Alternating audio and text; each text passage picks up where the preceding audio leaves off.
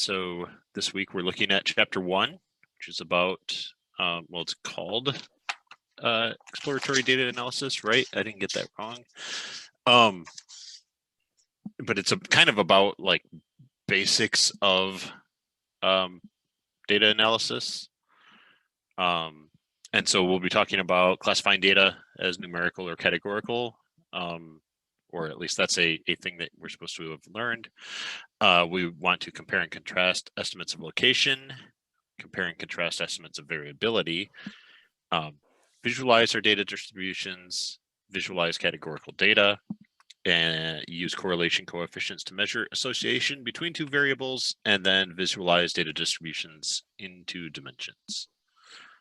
Before we get started, does anyone have any just kind of overall thoughts on the size of the chapter, what it covered, anything like that, or shall we dive right in? Let me get the chat open. Where are you? Chat. That's weird. Okay. I didn't think that it was a big enough chapter like you had warned earlier. Yeah, like they're very wordy. And Yeah. I don't really mind it, but it looked like it was more information than it ended up actually being, I felt like. Mhm. I think later chapters will probably be more so. This is kind of the introductory stuff, but I thought it was going to have a lot more in it. Yeah, I mean, context-wise, it was like, okay, yeah, I mean, we do those things, so. Yeah. Yeah, but I think there are some, some bits to pull out, and I'm sure, everyone has different experience levels. So, this may or may not have been new for people. Yeah. All right, let's go ahead and dive in. So they talk about structured data, that you have numeric data and categorical data, and you can subdivide those numeric into like continuous or discrete, categorical, binary or ordinal, or really neither binary nor ordinal. And then the like frame of reference for data science and a lot of things is rectangular data. We call it data frames in R, or tables, or data tables. Rows in tidy data are records or observations or cases or instances, and columns are features or variables or attributes, or sometimes predictors, sometimes outcomes. And I think that like the main takeaway from this beginning part is that there's lots of names for everything in both stats and data science. That is a whole thing that statisticians will say the data scientist is a statistician who uses different words, because that's a lot of times what has happened. Like the computer science side came in and gave new terms to things that already had names. But yeah, so that was the basic idea there. Again, if you've worked in R at all, you've probably worked with data frames, and a little bit with the types. All right. Then they have the section on the estimates of location. So, we've probably all worked with the mean. Like, that goes back to, grade school. You start learning about averages. But I do like, thinking about the trimmed mean. Like, I often jump to the median when I want something that's less susceptible to outliers. But trimmed mean is also useful. So it was nice to bring in. They also talk about weighted means, where you might want to downweight things that are, like if you have a bad sensor, you don't want to take that one into account as much. Or if you have something that is there more, but it's underrepresented, like when you're doing polling data, for example, you might upweight something. Personally, I work with like educational data, and so just weighting, an exam is an example of a weighted mean that they didn't bring in here. Where you might have, one question is worth 10 points, and another question is worth 2 points. Any questions about the basics or the mean stuff, or any comments? Yeah. Go for it. My question goes to this weighted mean. So how do we provide weight if we want to calculate the weighted mean? Is it random that we select just, I don't know? I mean, it depends on the situation, I think. Like I just I chose values that made something nice and pretty, but you know, normally it might be, for example, we know that there are 5 categories, and you know, maybe this third category is this is a bad example, but let's say, you know, we might do it by like what we expect the actual number of people to be in the whole population, or the percentage of the whole population. We would use that for our different groups, maybe to weight things up and down. Like, so this one person actually is representing 11 people. It's basically what's happening here. This one, whatever, this one observation. But I mean, that's a whole thing, deciding how to weight things. That's, you know, that's what like political surveys are all about, deciding how to weight things, and that's where you get random or very different outcomes sometimes from basically the same survey. Does anyone have any other thoughts on how to decide to weigh things? We look at clinical trials, and if clinical trial enrollment, like say for example you had one with a couple of thousand participants and another that only had maybe 200, we weight, well, we do try to get like pooled estimates that are then adjusted by the enrollment, and that would be weighing those means for whatever the measurement would be.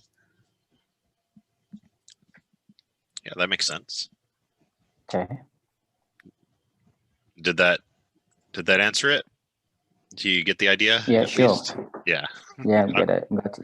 Yeah. And it's going to be very situation dependent.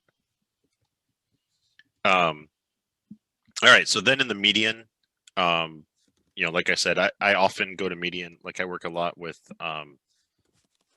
for example, time on task data, where sometimes someone takes, you know, 40 days on something and everyone else takes 2 minutes. Well, that 40-day person, I don't want to be factored into my data set.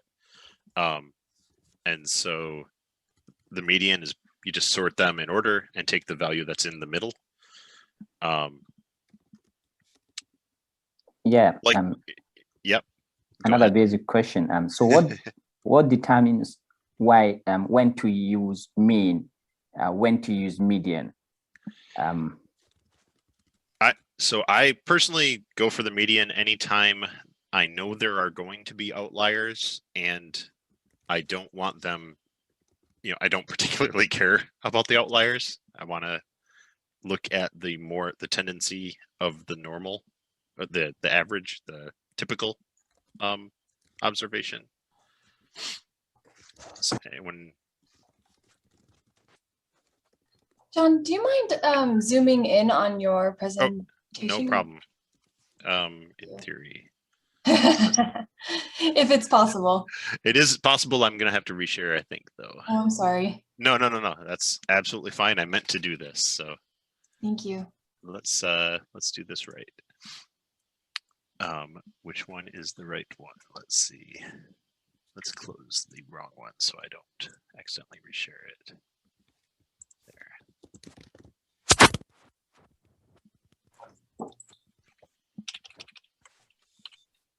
Oops.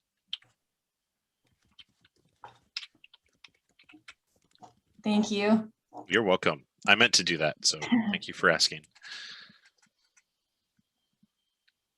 All right, so let me get the chat reopen. Okay. Yeah, so it's just, you know, it depends. Again, it's context dependent. It depends what you're trying to see in the data. A lot of times I'll look at both, and if they're really different, make sure you understand why. Especially in a large data set, they'll usually be somewhat similar if you don't have a ton of outliers. But if you do have a ton of outliers, especially in one direction, that might throw the median or the mean far away from the median. All right.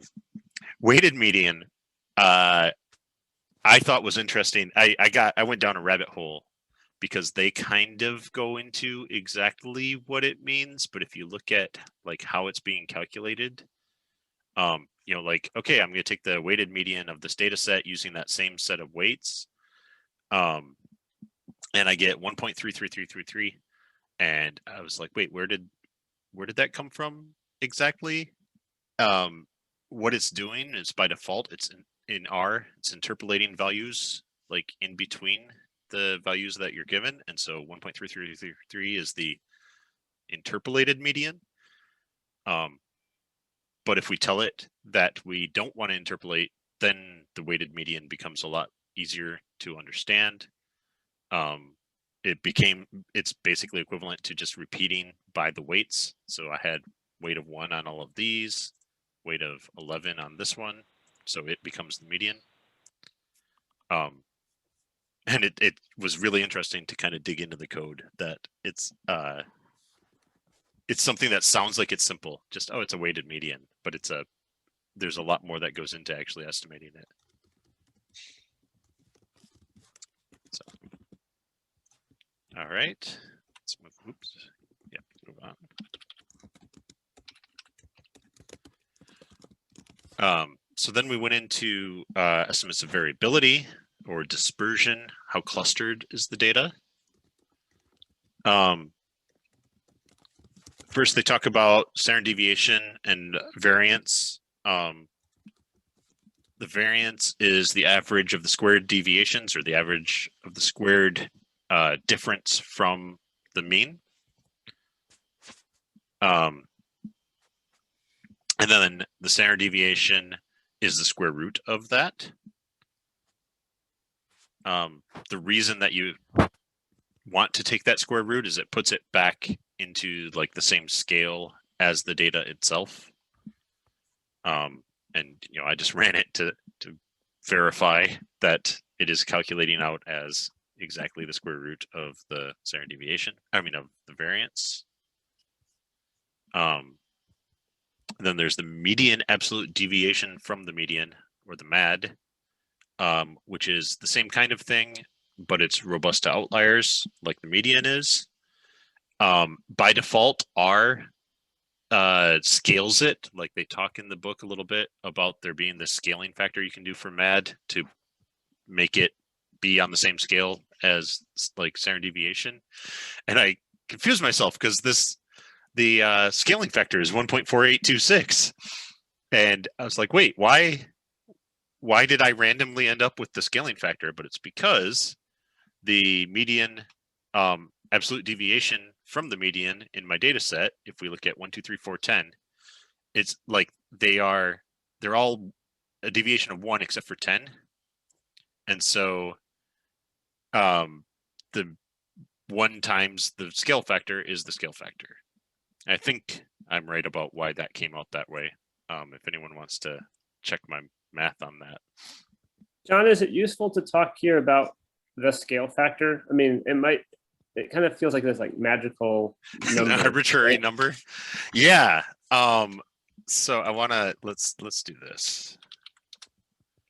I'm going to switch my sharing again. Oops, over to my R session.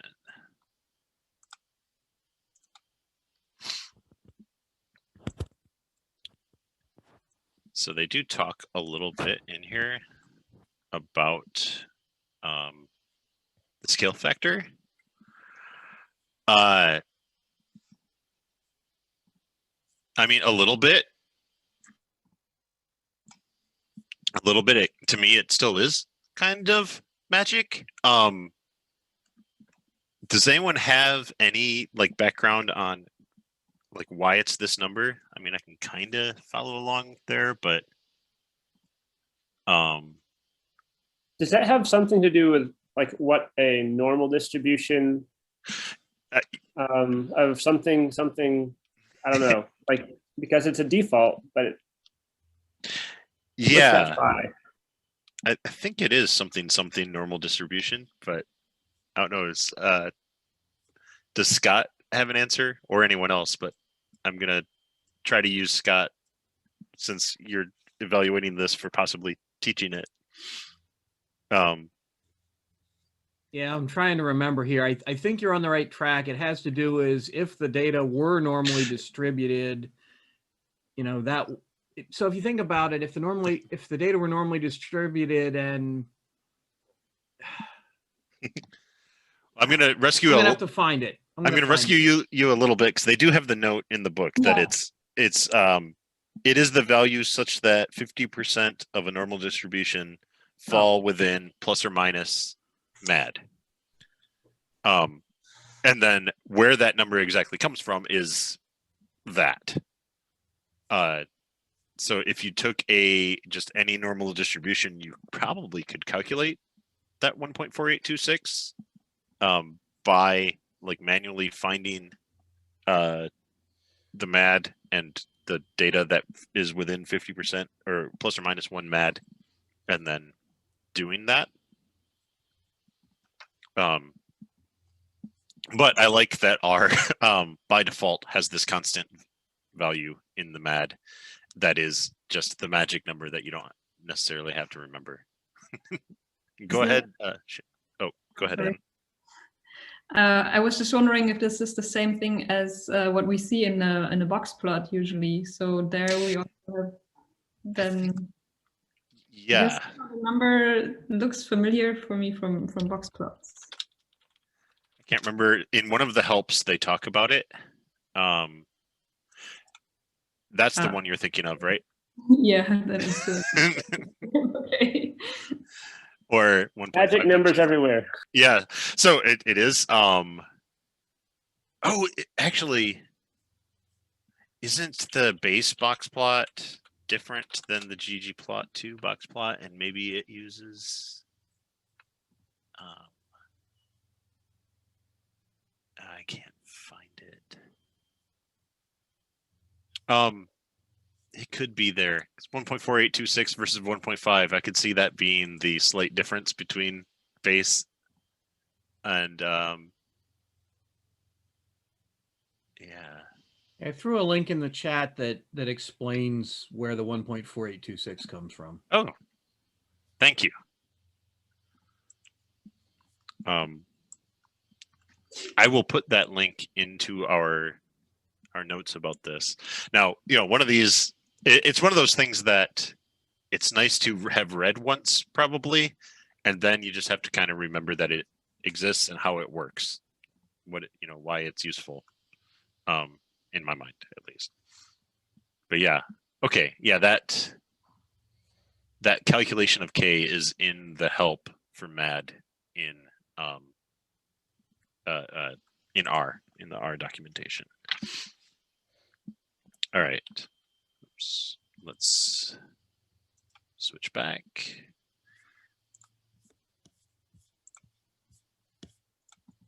Okay. Oops, that's not where I am. All right. So after that, one question. Oh yeah, I'm sorry. I saw you and then forgot. Yeah. So this is also another dumb question. So no such thing. You talk about estimate of variability.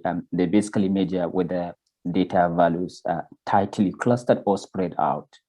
So why do we care to find whether our data is clustered or spread out? What does that make sense if our data is clustered or spread? It's clustered, and what does it tell us?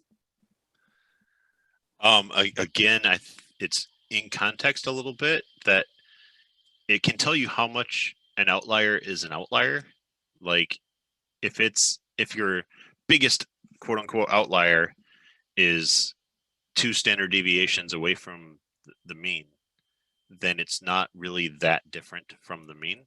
But if it's 20 standard deviations away from the mean, or like 5, like what, 6? If it's 6 standard deviations away from the mean, it's a big difference. And then I don't know, it depends on all kinds of different situations. Like if you're trying to estimate, you know, a lot of things, if you're trying to predict something and your window is really small, then okay, like you can be confident that, okay, my prediction is, you know, it's always going to be within a very tight value. Let's say I need it within, I'd like to have it within a minute, and my standard deviation is, you know, 1.1 minutes, and okay, that's not bad. But if my standard deviation were 30 minutes, and I'm trying to get it to the minute, or if my standard deviation were 400 minutes, then basically my data's, you know, it's not telling me anything about how long this thing will take if I'm trying to get it to the minute. I mean, another example, just to kind of give another context. Let's say you're teaching a class of 100 students and you give an exam and the mean score is 50. There's a big difference between all the students scoring between 49 and 51, like all the students in that narrow range, versus students being all over the board and scoring between 10 and 90 with like a mix. So like those two scenarios would have the same mean, but there'd still be very different outcomes. And so, you know, the spread in your data tells you about those different outcomes. Okay. So it's something else you want to know, just to understand what happened and you know what your data is telling you. Let me, I'm gonna do I'm gonna try to fix a slide here. Can I do this real quick? Let's see. To help show you the general idea.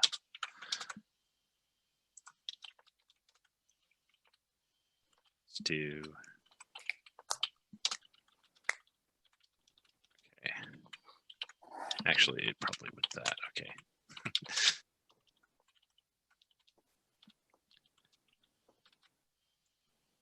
Okay, in theory, let's see, once this finishes re-rendering, I can pull up an example. It's going to be in the probabilities area, but it'll be the same general idea. So, or the percentiles rather. So percentiles are another way to look at this distribution. And do I have the, yes. All right, cool. Where it's just like what percent is at or below this value, this percentile value. So the, you know, third percentile is anything that's at or below 3. I created a couple of data sets. One that is just take numbers between 1 and 100, take 100 of those. And so it's a random selection of those, but it's going to be roughly evenly distributed throughout. And then I took made a normal distribution of 100 variables centered around 50 with a standard deviation of 1. I think this will work well. Okay. So first, let's look at a quantile of that first distribution. Before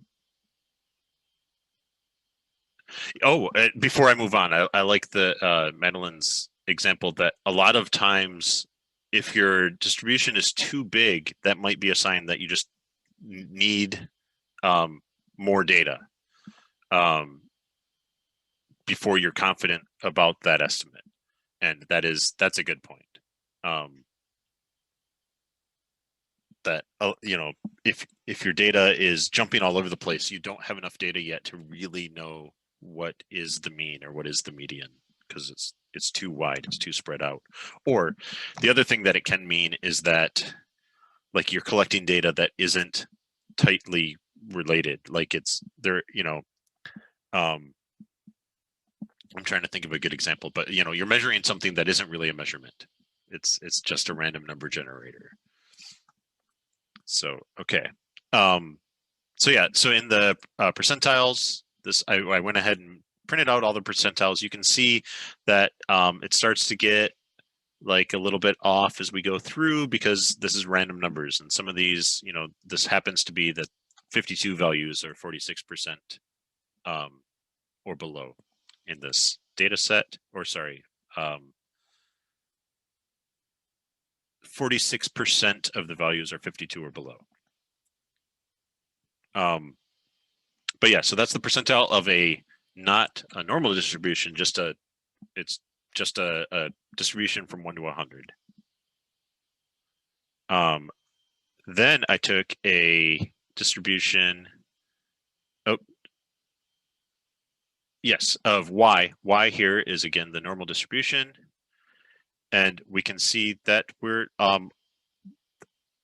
did I do this right? That I made them all right. I got a I need to look at y. Yeah, sorry. Okay. Yeah, the standard deviation is 1, and so they are, am I saying this right? They're all about 50. Sorry, what?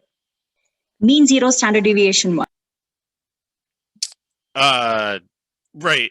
So this doesn't mean 50 standard deviation 1. I was trying to get it close to the same data, but no, you're right. I just want to do that. And because the standard deviation is too small to really see it, and let's go ahead and rebuild it. Because right, we're not looking at the actual values, so it doesn't matter whether they're close to the same numbers. All right, is it reloaded? All right.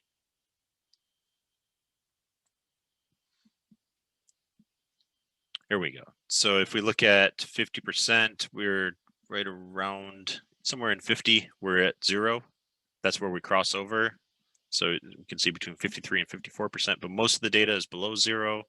Or sorry, not half of the data roughly is below 0, half of the data is above 0. And you can see that, 100% is below 2.3 because that's what happened to be in our, that's what it is in this particular normal distribution. Our lowest value is negative 2.9. I don't know if that helped. I was trying to throw that together at the last minute to show an example, but I did want to show the difference between like different quantiles. So in R, there's a quantile function. You tell it what probabilities you want to look at. So I set this one up at first just to show actual percentiles all the way through. But you can also just say, okay, I want the quantile by default is a quartile. It's the 4 or the 5 divisions, but at 25, 50, 75, 100.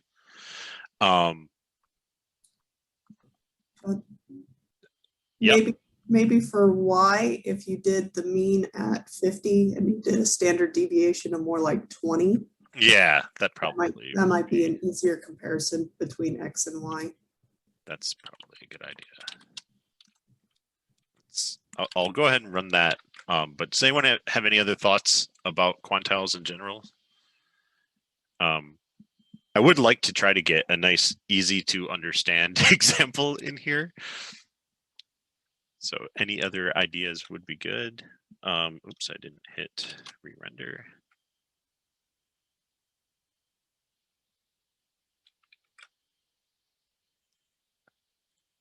Yeah, so I intentionally wanted a data set that would be not perfect, Diego. So that's why I went with, like, I had it up at 100,000 and then everything is exactly perfect.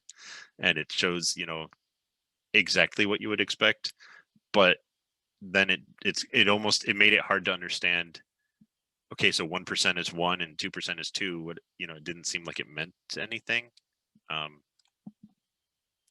But yeah, the larger sample size, like that is a good point that I set this with rules and it almost, it mostly followed them because it's 100 samples. But if you go up to 100,000 samples, it's the mean and the standard deviation, or sorry, the percentiles have an exact meaning at that point, or pretty close to an exact meaning because you have a large data set. All right, let's see, that has finished rendering. So in theory, yeah, I'll probably switch that out to.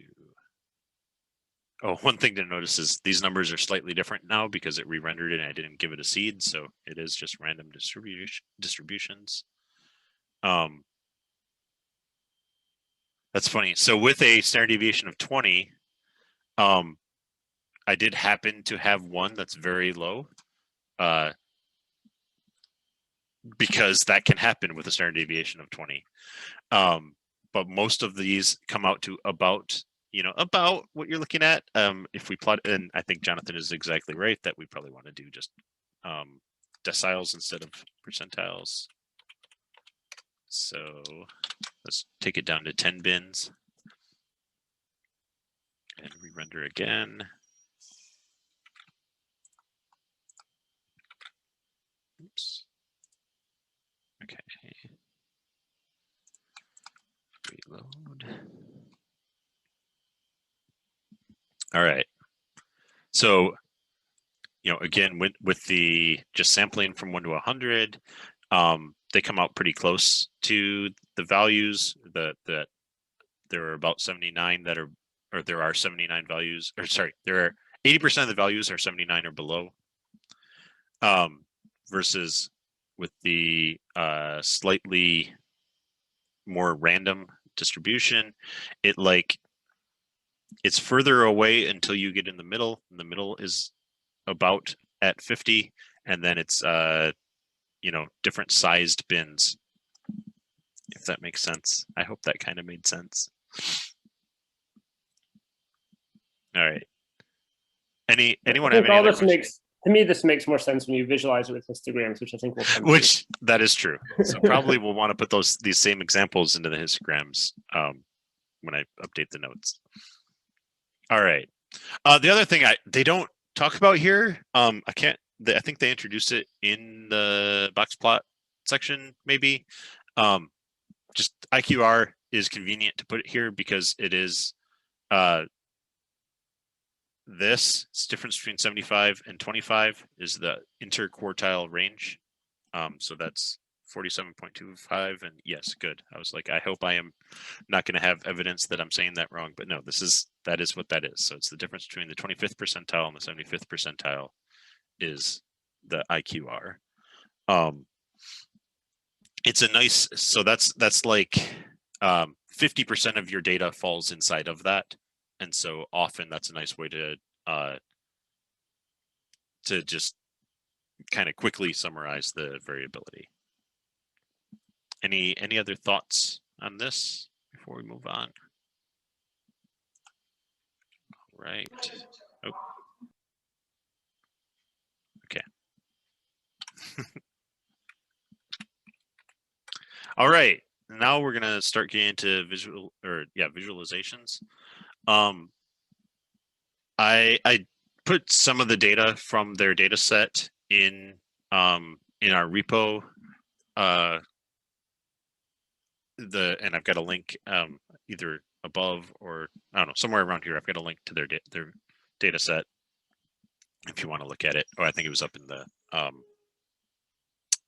median and mean section. But anyway, so we can download their data, and I did that because I didn't feel like finding one that would make nice plots. But I think I'm going to go back and change this to just use our X and Y so that we can see the distributions. But all right, so they have this state data set, which is population and murder rate. And they did all their plots. Well, actually, they did these plots in base. So I went ahead and did them in ggplot just to compare. So you can do a box plot with the geom box plot in ggplot. And what this is showing us is like this is the middle of our data set or our distribution. It's median in a box plot, right? I can't remember if it's median or mean. Anyone? It's a median. Median. Yeah, I thought it was median. Yeah, and then it's your percentiles, your first and third quartile, and then outliers are also shown on a box plot. The whiskers are, I think that's what I was just looking at. They're like 1.58 times the interquartile range, which is another one of those magic numbers, and I'm not sure exactly why it's 1.58. I think it's no more than that. Like it can be less than that. Okay, yeah. Anything beyond that is then considered an outlier, I think. Right. Oh, sorry, that's the 1.58 is for notches, and it's over the square root of n, which we don't go into here. But it's 1.5 times the IQR. I like box plots. They give you a nice quick view of what's going on. And I like, and the outliers, because a lot of times you want to know, are there outliers? How big are the outliers? How many of them are there roughly? So that can be useful. Do you have a question? I have a question. Go for it. Yeah. So what does this whiskers tell us? I can see this other point there, outliers, but I can see whisker here, the one at the top is larger and the one is smaller. So what do they tell us in box plot? Do they have any meaning to the data? Yeah, it's so 50% of your data is in the box. Most of the rest of your data is in the whiskers, and I can't remember the exact rules on how the whiskers are defined, but if you go from here to here, that's going to cover almost all of your data, and then you've got some outliers that aren't in there. So this is my understanding, and anyone who knows can correct me. So it will draw the whiskers to cover the rest of the data up to a maximum of, was it like 1.5 times the IQR? And after that, it just draws the points for the outliers. That's okay. Yes, that is correct. So technically, you could have a lot of outliers. Right. Yeah. Yeah. So this is 1.5 times IQR, or rather, it's what is it? It's 1.5 times IQR from the median, plus or minus. And cool. So we have a link in the chat for a plot or a blog about why 1.5. And then, yeah, the 1.58, which you'll see mentioned in the box plot help, is sometimes you'll see notches drawn in, and you use that to put a 95% confidence interval on the median. And again, it's another magic number that comes out of if you run through all the numbers. We'll get there in a minute, Diego.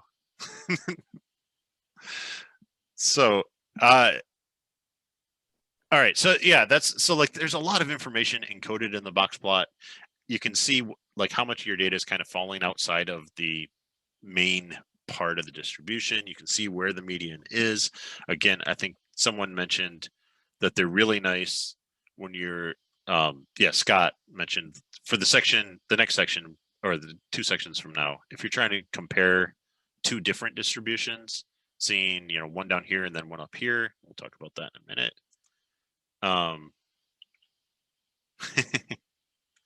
All right. Just don't ruin like it's coming. All right. So first, okay, they go off into histogram and density when clearly everyone wants to talk about box plots or violin plots when you're talking about box plots. But first we need to get density. So a histogram is basically you put everything into bins and see how much is in each bin. I did everything in ggplot just to have that next to, so you have the code that they used, you can look at that, but the same-ish sort of thing. I stuck with population, mostly because I didn't want to learn the murder rate column enough to make pretty plots this morning. But anyway, so we're looking at that same population thing that's in the box plot. If we look at the histogram, just giving it 10 bins, and then I overplotted with a density plot, you can kind of see how the histogram is giving exact counts of how many are in each of these bins. The density is using those counts to kind of estimate what's the density at each of these numbers, and there's some in between. Does that make sense? And see, now I should have done the payoff and done the box plot and density, or box and violin of that same thing, but I had to use, it's on the next slide. And so yeah, sorry. Then they went and just did categorical data, and that was boring. It's bar charts. bar charts are boring. But they do some things kind of related, you know, categorical with numbers is where things get more interesting. So I'm going to skip correlation and come back because there are problems with violin plots, especially with box plots over plotted, that this XKCD goes into. Like, they're descriptive, but just be aware that sometimes it's not the nicest visualization to use. That is something that comes up from time to time. That I mean, really, the fact that it's doubled doesn't add any of the information over it being a density plot, and so there are some plots that just overplot just a density with the box plot. It should, yeah, ridgeline plots are great for just density, but then you don't have the, like, overplotting ridgeline and box plot is what I'd like to see more of.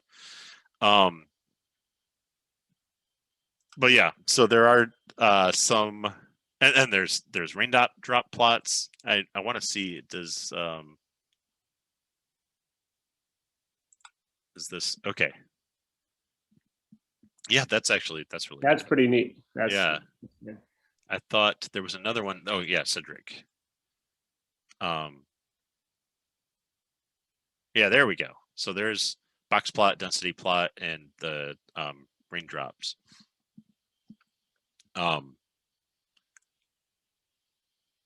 So technically the raindrop plot would be this rotated, because the idea is that the actual data is coming out of the cloud of the density plot.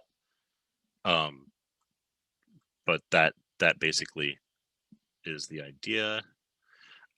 All of these, like, yeah, they don't go into it in the book, but there are a bazillion ways to visualize. That's what Tidy Tuesday is for learning about. So you can go on Twitter and search for the hashtag Tidy Tuesday, brought to you by the R4DS online learning community, and see all kinds of cool plots. And Cedric here, who this tweet is from, has a whole bunch of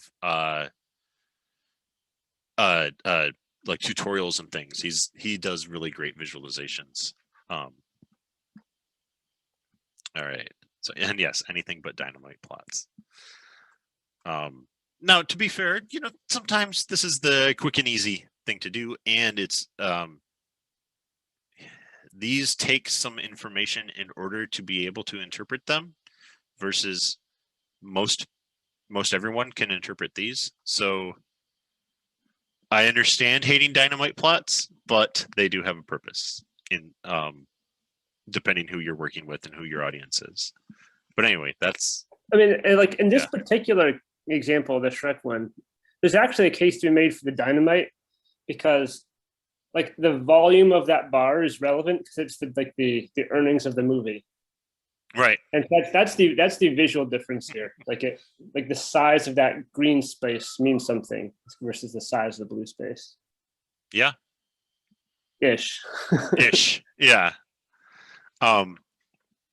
Actually, yeah, no, that's a really good point. Like this, like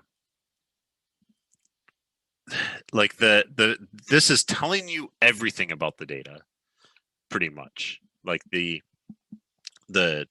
box plot and the density plot and the raindrops, you're like, you see, number one, like, you know, Shrek quadrilogy, it's only 4 movies, and it's hard to, other than knowing the word quadrilogy, you don't see that here, but here it's 4 data points versus there's a whole bunch of data points. I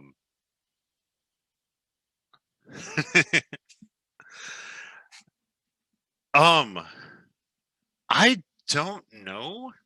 Like, my understanding is MAD is one of those things that hasn't made it out of stats as much. Like, statisticians use MAD, and some places you see it, other places, but I don't see MAD nearly as much as standard deviation for sure. And you know, I learned standard deviation in like many classes, many science classes. I don't think I learned MAD outside of a stats context. Is it newer? It can't be. I mean, it's not that complicated, so I don't know. I think standard deviation has some nice properties that like for certain calculations and stuff. I can't get into, I don't know enough to say more, but it has some things that are nice about it. Oh, right. It's standard deviation's easier. You need to sort your data to calculate MAD, and you couldn't do that as easily 40 years ago as you can now. And if you've got a trillion data points, it's still kind of hard to sort. So I think that it's one of those that has grown with computation, that it's more possible to calculate it now than it was at one time. And then beyond that, I would love to, if people have thoughts, bringing that up in the Slack could be something that gets more ideas.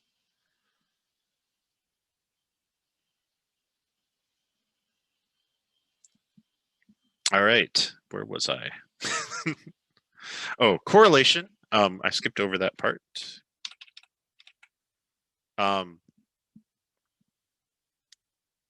Correlation is the relationship between two variables. Oh, I thought I didn't put in the extra thing to make it shut up. Again, I took what they did. I mean, I still use read CSV, but I took their code, which is available again on their GitHub for dealing, and also they're within the book. They had some of this. I just rewrote this little ETFs thing into dplyr so I could understand what it was doing, because I am not. It is hard for me to read the bracket notation selections, and so they have these two data frames. One is all of the S&P 500 prices by date, and each column is a ticker symbol. Each row is a date. And then they have another one that is all the ticker symbols, and it has things like what sector is it in. So we're taking the ticker symbols that are in the ETF sector and just pulling out the symbol, and those are the columns that we want out of the S&P 500.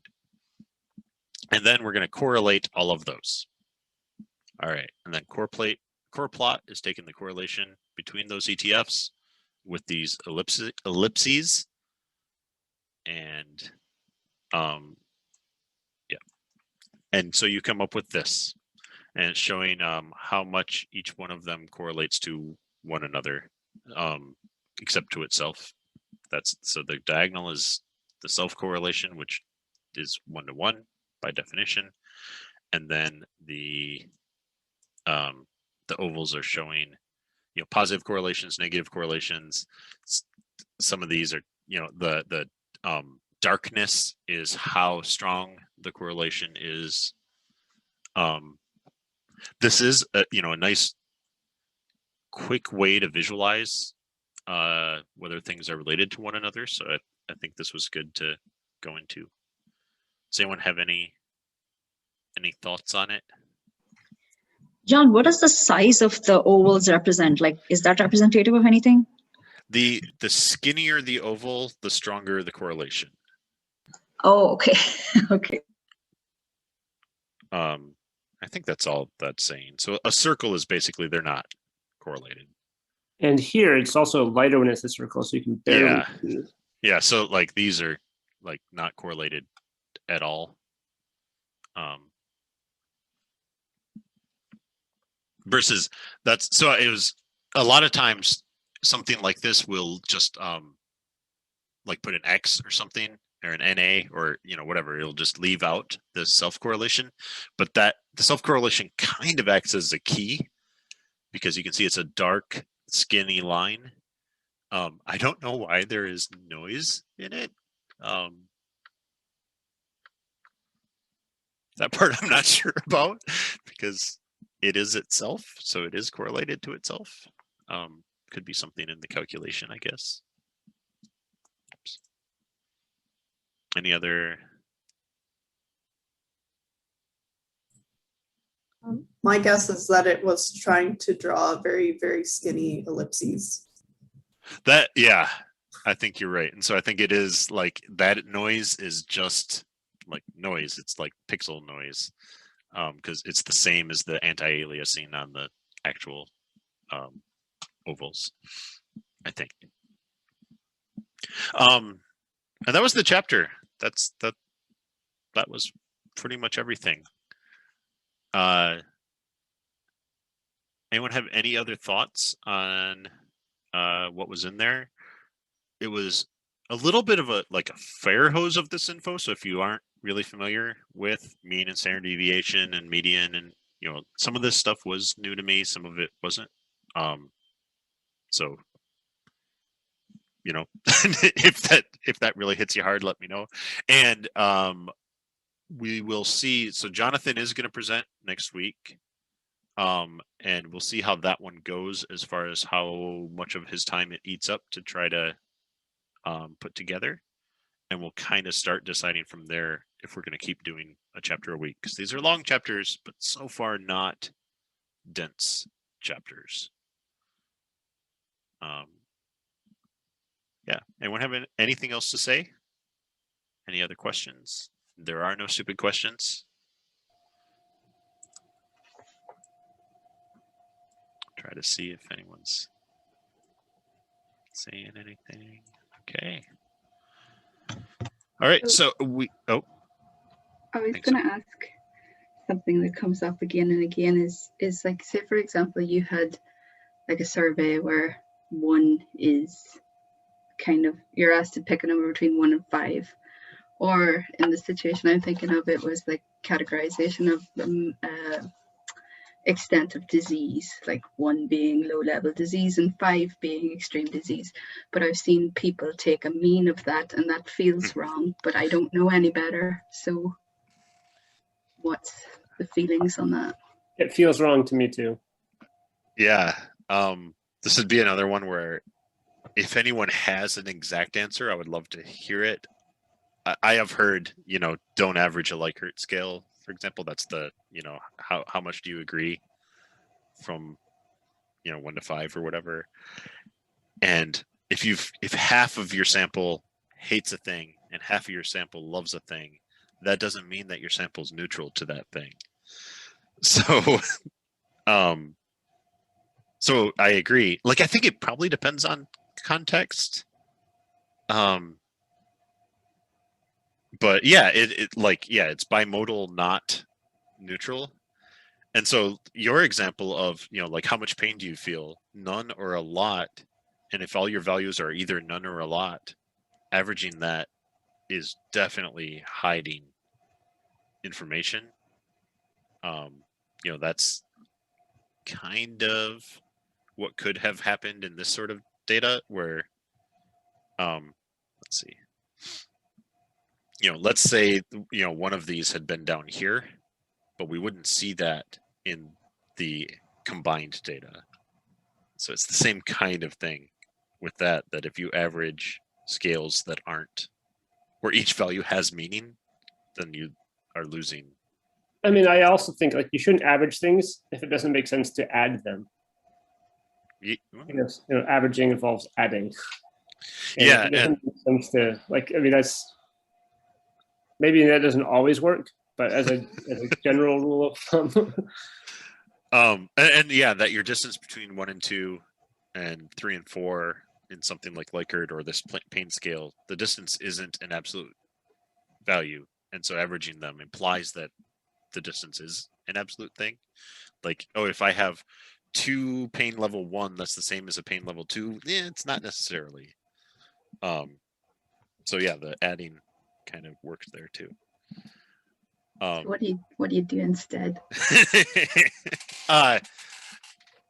Distribution of stick to things that are showing the distributions. I mean, it depends on the context for sure. Like, we definitely, lots of people will have some score like that of like, how much did you like this thing or whatever, and we're trying to increase that score. Really, you're trying to increase the things that are in the last box, or decrease the things that are in the last box, the count in the last box. Count, move that distribution. Yeah, and I'll bet we'll go into some things with that at some point. If not in this book, then we'll keep going in the Slack. I don't know. I don't know if Scott's around to have a wait on this. Sorry, I had to step away for a minute and miss much of the discussion. So we're talking about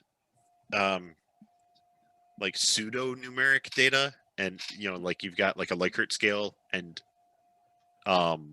it in a lot of cases you shouldn't average something like that. What should you do instead? Yeah, so there are other methods that are built for what you might consider ordinal or interval data, depending which it is. And yeah, averaging is not the right answer. Let me think. I'm trying to think what the right, yeah. There are other methods. Give me a second on that one. No problem. Sorry, my mind is well, I'm going in like 6 different directions this week. By the way, I'm in the middle of a career change from academia to industry within the next month or so, and it's just been a zoo. Well, and I don't mean to put you on the spot. Sorry. It's just I'm trying to take advantage of you being here. And yes, congrats. Thanks, I hope congrats. I think. Yeah. No, it's a good thing. Yeah. But yeah, I hope we get into this more too. If not, it might be something to just start a discussion about on the Slack and see what we see, either within this channel or in the help stats channel. Yeah, it depends. It depends on the situation, I think. But it'll be interesting to see if we get into that, because I see that a lot. Jonathan and I both see where we have lots of things that are just a scale of how much do you like this thing, and a lot of our product people have a tendency to want to say, oh, they liked it 3.2 on average. It's like, but that's not, that doesn't mean anything, So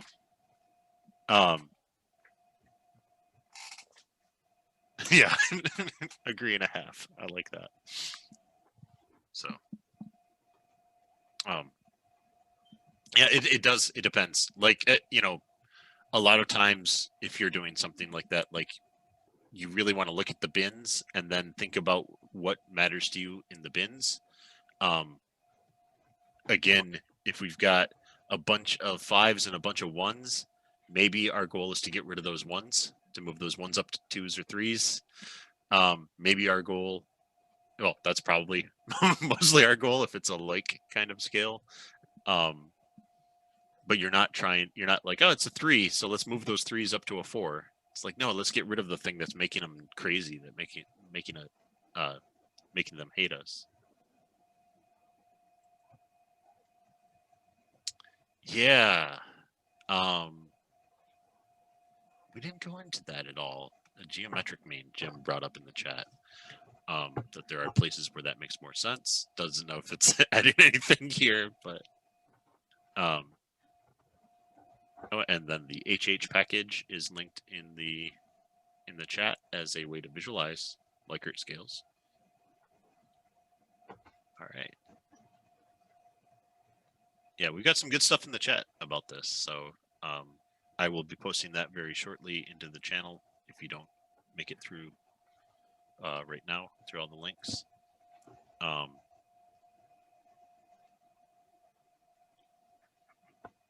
So yeah. All right. So yeah, next week we will be looking at the next chapter, which is data and sampling distributions. And actually, I think we do go a little bit. Oh, okay, yeah. Anyway, I haven't read the chapter yet. Jonathan will present it. Be thinking about chapter 3 if you would be interested in talking about statistical experiments and significance testing because we will need somebody, and that's a meaty chapter. That one we might end up splitting. We'll just have to see what that ends up as, because that sounds like it's the chapter on stats. So it'd be interesting to see. All right. I'll see you all on the Slack. All right. Thanks, John. All right. Thank you. Thanks. Thanks, everyone. Thanks, John. Bye. Bye. Bye. Bye.